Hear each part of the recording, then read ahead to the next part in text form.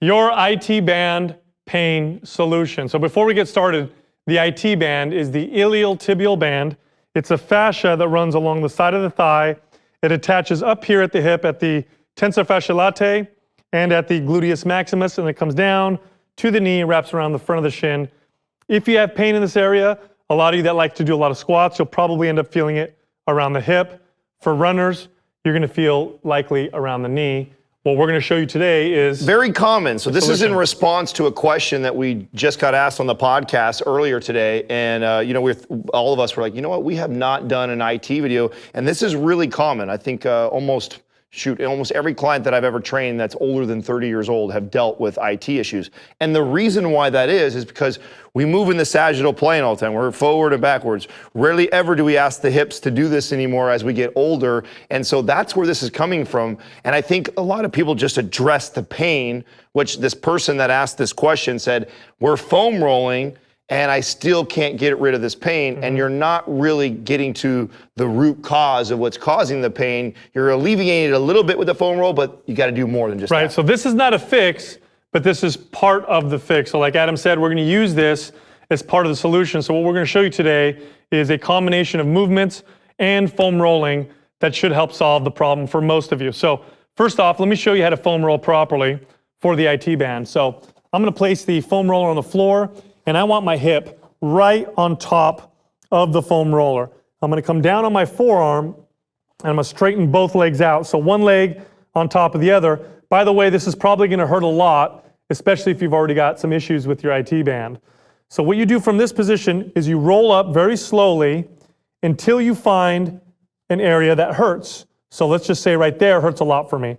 Now I'm going to sit on that spot for about 10 to 15 seconds. What you don't do is roll back and forth like I see a lot of people do. Or hold your breath, grimacing in pain, right? Right. If I'm tensing my whole body up, it's kind of negating a lot of the effects of the foam roller.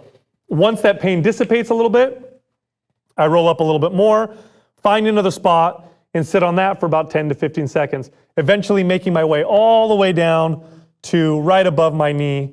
And when I'm done with that leg, I'll switch. It should take you anywhere between 1 to 3 minutes per leg. Once you're done with this, you move over to a dynamic exercise called leg swings. Follow me.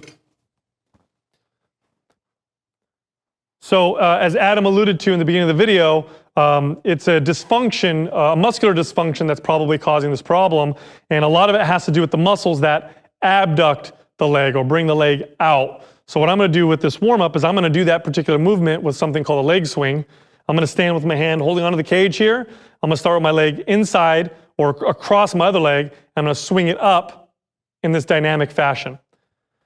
So you want to do about 20 reps on each leg of this before moving on to the next exercise, which Adam's going to show you. Something I'm going to add to this that I actually do because this is a part of my routine. So those that don't know, I have bursitis in my hips, which basically is similar to what's going on here, is that I've got dysfunction in them. I'm getting fluid built up in there, causes lots of pain.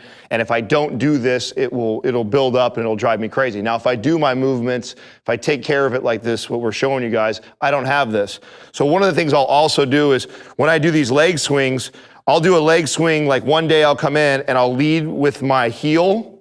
And then other days I'll rotate the opposite way and I'll lead with my toes. And the reason that is just there's different muscles that are responsible for internally, externally rotating that. And I just want to wake them all up because like Sal was saying, that part of the problem and why you have this pain is there's muscle dysfunction. You're not connected to these muscles that are responsible for internally, externally rotating that femur. So doing that will help kind of wake that all up. And that takes us to this next movement. Right, which now progresses us over into a 90-90. Now your 90-90, 90-90 represents the knees are both the front and the trail leg are bent at 90 degrees. I want to make sure that my knee and my hips and my shoulders are all lined up. So I'll normally bring my hand out, square my body up so I sit up tall and straight with good posture.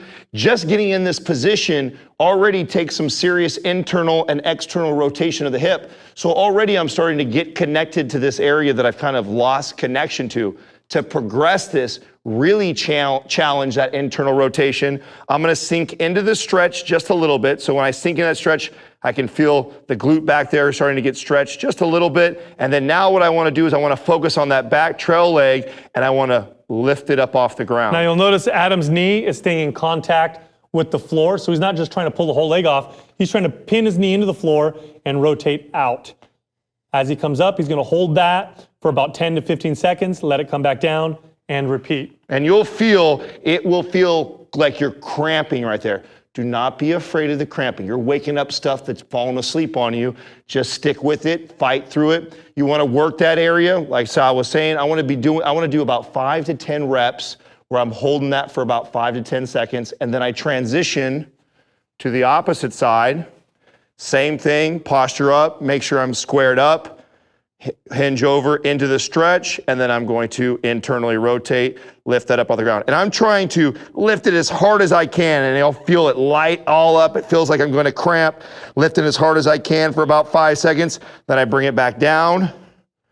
Make sure I gather myself, come back into the stretch, lift back up. Try to lift it as hard as I possibly can. Lift, lift, lift. I'm going to do that for about 5 seconds for 5 reps. Excellent. So from there, I've now started to wake it up. Now I want to give an exercise, so a easy strength building exercise. And you have lots of options. This is the only place you would probably ever catch me prescribing the good girl, bad girl machines. Yeah, the abducting machine. The abductor machines would be a possibility here if you have those and maybe you don't have a band to go around your knees.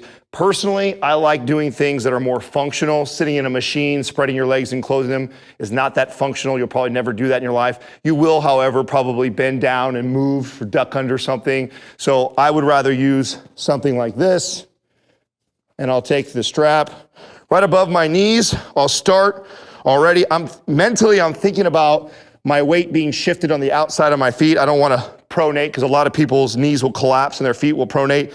I want to rotate that out. Already pushing the knees out activates that glute med, and I'm already starting to wake up those muscles where my hips are at, and then I'm going to step out. 1, 2, 3, keeping tension the entire time.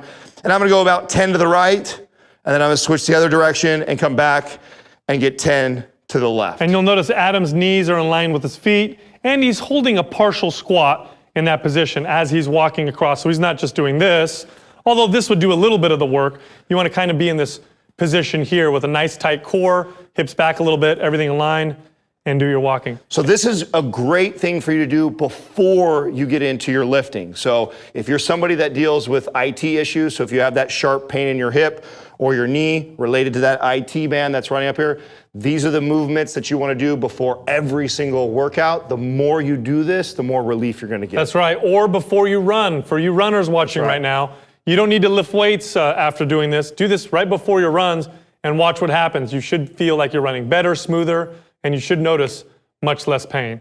Look, we drop a new video every single day, so subscribe to this channel. Also, we have 30 days of coaching. It's free and it's available at mindpumpmedia.com.